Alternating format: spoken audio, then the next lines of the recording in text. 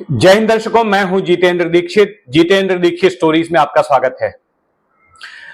दर्शकों, क्या राज्यपाल जैसे संवैधानिक पद पर आसीन व्यक्ति को इस बात की जानकारी सरकार को देनी चाहिए या जिस राजभवन में वो रहते हैं उनके कार्यालय को देनी चाहिए कि आखिर राज्यपाल रहते हुए उनसे जुड़ी संस्थाओं को कितना चंदा मिला या उन्हें किस तरह के गिफ्ट मिले? यह सवाल इसलिए खड़ा हो रहा है क्योंकि हाल ही में एक आईटीआई एक्टिविस्ट और समाज सेवी अनिल गलगली ने महाराष्ट्र के राजभवन में आईटीआई के जरिए यह सवाल पूछा कि जब भगत सिंह कोश्यारी, जो कि बीते साल तक महाराष्ट्र के राज्यपाल थे, उनके कार्यकाल के दौरान उनकी संस्थाओं को जो भी चंदा मिला उसका क्या हिसाब है, उनको कितना चंदा दिया गया। भगत सिंह कोश्यारी उत्तराखंड से आते हैं और उत्तराखंड में कई सारी संस्थाओं से जुड़े हुए हैं, कई सामाजिक संस्थाएं हैं, शैक्षणिक संस्थाएं हैं। तो अनिल गलगली का यह कहना है कि जब वो महाराष्ट्र के राज्यपाल थे तो उस दौरान कई सारे उद्योगपतियों से, बिल्डरों से, सामाजिक संस्थाओं से उनको चंदा मिला और ये चंदे का इस्तेमाल जो है उनसे जुड़ी हुई जो संस्थाएं हैं उत्तराखंड में, उनके लिए उन पैसों का इस्तेमाल करना था। लेकिन क्या इस पैसे की जानकारी क्या उन्होंने महाराष्ट्र राजभवन को दी? तो इस सवाल पर राजभवन की ओर से अनिल गलगली को जवाब मिला कि ऐसा कोई हिसाब जो है राजभवन ने नहीं रखा है और अगर आपको इस तरह की जानकारी चाहिए तो सीधे उन संस्थाओं से ही संपर्क करें जिनको कि यह चंदा मिला है। सुनिए अनिल गलगली का इस मामले में क्या कहना है। महाराष्ट्र के तत्कालीन राज्यपाल भगत सिंह कोश्यारी, इन्होंने अपने कार्यकाल में अपनी निजी संस्थाओं के लिए बड़े पैमाने पर बिल्डर और निजी व्यक्तियों से डोनेशन लेने का काम किया। उसे हम चंदा भी कह सकते हैं। उस चंदे की जानकारी राजभवन के पास इसलिए उपलब्ध नहीं है क्योंकि राज्यपाल जी ने उस पर कोई जानकारी उन्हें नहीं दी। सूचना के अधिकार के जब हमने जानकारी मांगने की कोशिश की तो हमें बताया गया कि ये जानकारी उनसे संबंधित नहीं है, आप राज्यपाल जी के उन संस्थाओं से संपर्क करें। सरस्वती शिशु मंदिर पिथौरागढ़, विवेकानंद विद्या मंदिर इंटर कॉलेज पिथौरागढ़ और सरस्वती विहार हायर सेकेंडरी नैनीताल, इन संस्थाओं के लिए बड़े पैमाने पर चंदा लेने की जानकारी हमें मिली है, लेकिन जानकारी राजभवन के पास उपलब्ध नहीं है।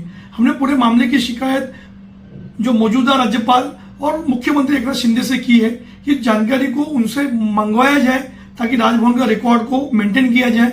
हमने जो हमें जानकारी नहीं मिली है उसके खिलाफ भी प्रथम अपील दायर की है। अनिल गलगली के मुताबिक भगत सिंह कोश्यारी कई संस्थाओं से जुड़े रहे हैं उत्तराखंड के, जैसे कि सरस्वती शिशु मंदिर पिथौरागढ़ का है, फिर विवेकानंद विद्या मंदिर इंटर कॉलेजिएट है, सरस्वती विहार नाम की एक शैक्षणिक संस्था है। तो इस जैसी संस्थाओं के लिए उनको चंदा मिला, लेकिन इसकी कोई जानकारी राजभवन के पास में नहीं है और अब अनिल गलगली अपील में जा रहे हैं। तो फिर एक बार इस आईटीआई की वजह से भगत सिंह कोश्यारी चर्चा में है।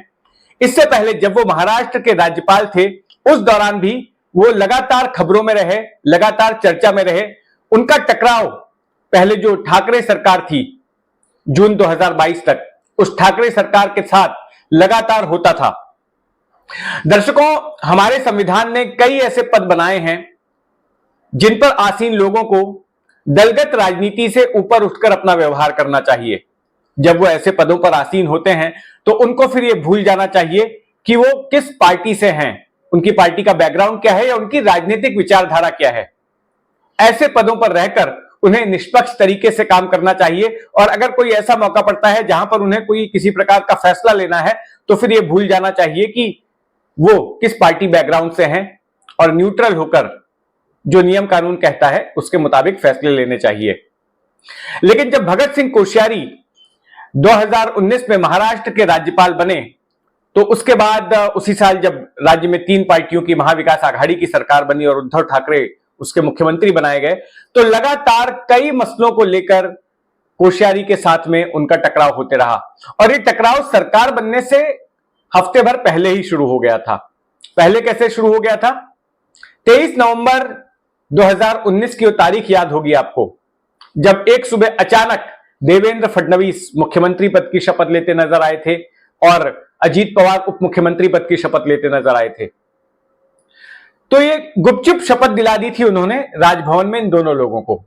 उसके पहले महाराष्ट्र में राष्ट्रपति शासन लगा हुआ था, लेकिन रातों रात उसी रात राष्ट्रपति शासन हट गया अब ये सारा कुछ जो है एक ऑपरेशन के तहत किया गया था। अजीत पवार एक शाम पहले तक एक बैठक में शामिल हो रहे थे नेहरू सेंटर की, जिसमें यह तय हो चुका था कि महाविकास आघाड़ी की ओर से उद्धव ठाकरे मुख्यमंत्री बनेंगे, और अगले दिन कोश्यारी के पास में वो सरकार बनाने का दावा पेश करने भी आ रहे थे। लेकिन उसी सुबह कोश्यारी ने गुपचुप तरीके से इनको शपथ दिला दी।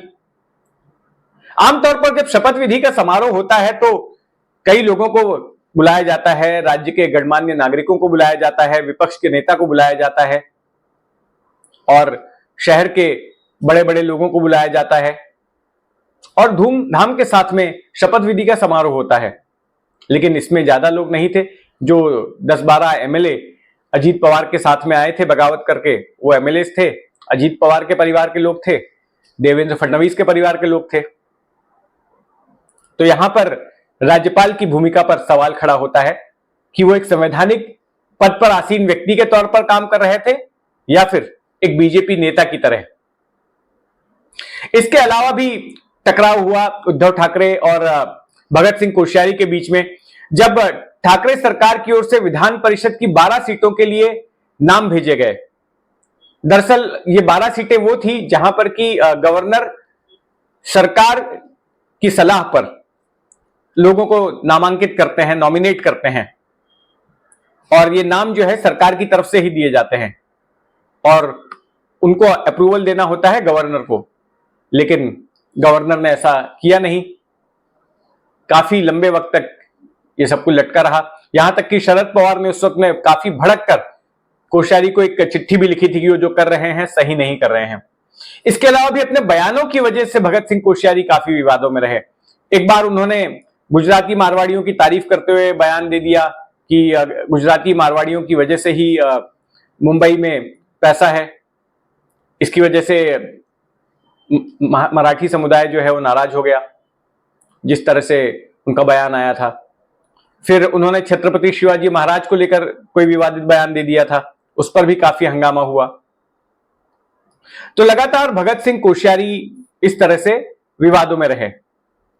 अब देखिए, जो गवर्नर का पद होता है वो एक संवैधानिक पद है और हम हाल फिलहाल के वक्त में देख रहे हैं कि कई राज्यों में गवर्नर्स और सरकारों के बीच में टकराव हो रहा है। हमने देखा कि किस तरह से तमिलनाडु में यह टकराव हुआ, हमने देखा किस तरह से केरल में टकराव हो रहा था, पश्चिम बंगाल में हो रहा था, झारखंड में हो रहा था, पंजाब में हो रहा था।